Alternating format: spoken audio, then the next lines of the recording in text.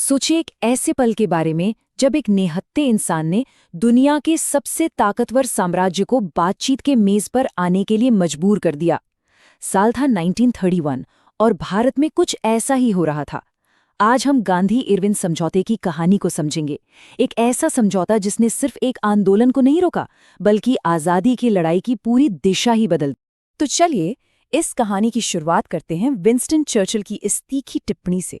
ये शब्द सिर्फ उनका गुस्सा नहीं दिखाते, बल्कि उस गहरे सदमे को बयां करते हैं जो इस एक मुलाकात ने पूरे ब्रिटिश साम्राज्य को दिया था।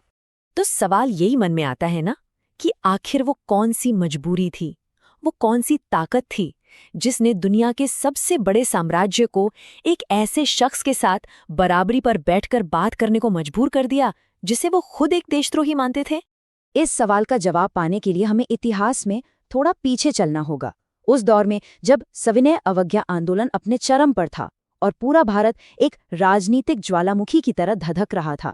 देखिए, इसकी नींव रखी गई दिसंबर 1929 में, जब कांग्रेस ने कहा कि अब हमें चाहिए पूर्ण स्वराज यानी पूरी आज़ादी।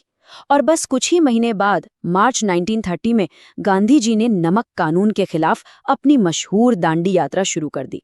बस ये एक चिंगारी थी जिसने पूरे देश में सविनय अवज्ञा आंदोलन की आग फैला दी। आंदोलन का असर इतना जबरदस्त था कि ब्रिटिश सरकार का एक ही जवाब था, जेलें भर दो।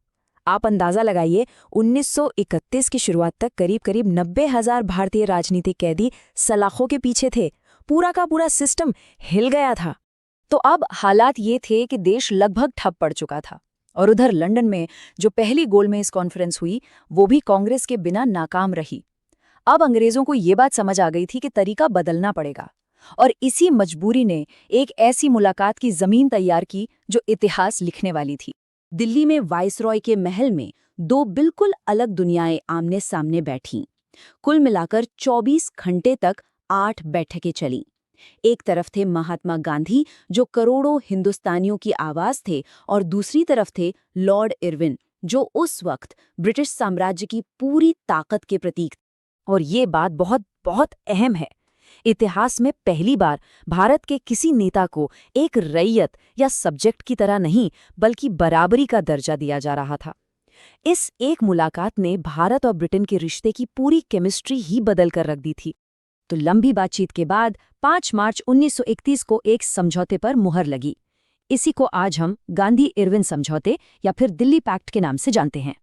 अच्छा, तो इस समझौते में था क्या? ये असल में एक तरह का लेन देन था। अंग्रेजों ने माना कि वो अहिंसक कैदियों को छोड़ देंगे और लोगों को निजी इस्तेमाल के लिए नमक बनाने देंगे। बदले में कांग्रेस ने आंदोलन रोकने और लंदन में होने वाली दूसरी गोलमेज कॉन्फ्रेंस में हिस्सा लेने पर हामी भर दी। लेकिन ये समझौता राष्ट्रवादियों के लिए कोई पूरी जीत नहीं थी। दो बहुत बड़ी और अहम मांगें थीं जिन्हें लॉर्ड इरविन ने मानने से साफ इनकार कर दिया, और इस इनकार का असर बहुत गहरा और दर्दनाक होने वाला था।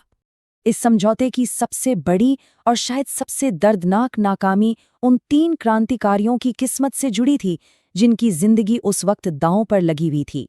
पूरे देश से आवाज उठ रही थी कि भगत सिंह, सुखदेव और राजगुरु की फांसी की सजा को माफ कर दिया जाए। लेकिन वाइसरॉय इरविन ने इस मांग को ठुकरा दिया। उनके लिए ये हिंसा का मामला था, कानून और व्यवस्था का सवाल था, और वो इससे ज्यादा कुछ भी सुनने को तैयार नहीं थे।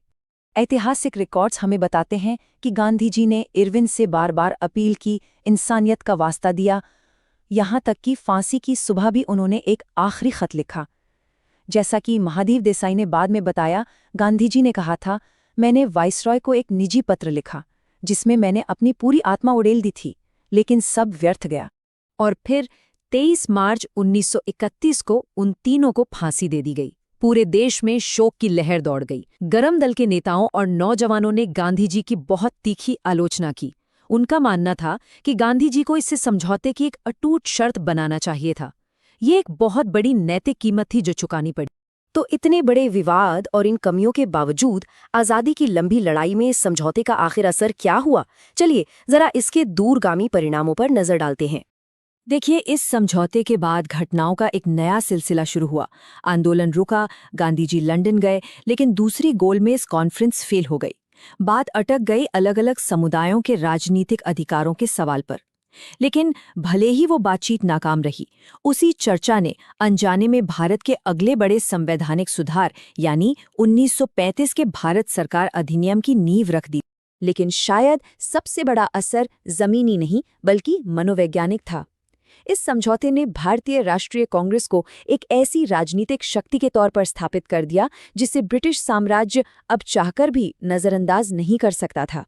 ये बात साबित हो गई कि अहिंसक जन आंदोलन दुनिया के सबसे बड़े साम्राज्य को बराबरी की मेज पर ला सकता है। तो आखिर में सवाल वहीं आकर रुकता है, गांधी-इरविन समझौता क्या था? एक रणनीतिक जीत, एक जरूरी समझौता या एक दुखद नाकामी? सच तो ये है कि ये आज भी भारतीय इतिहास के सबसे ज्यादा बहस किए जाने वाले पन्नों में से एक है। एक ऐसा युद्ध विराम जिसने राजनीतिक जमीन तो जरूर बदली, लेकिन अपने पीछे एक दर्दनाक अनसुलझी विरासत भी छोड़ गया। और ये हमें सोचने पर मजबूर करता है कि क्या इतिहास में हमेशा सिर्फ साफ-साफ जीत या हार होती है,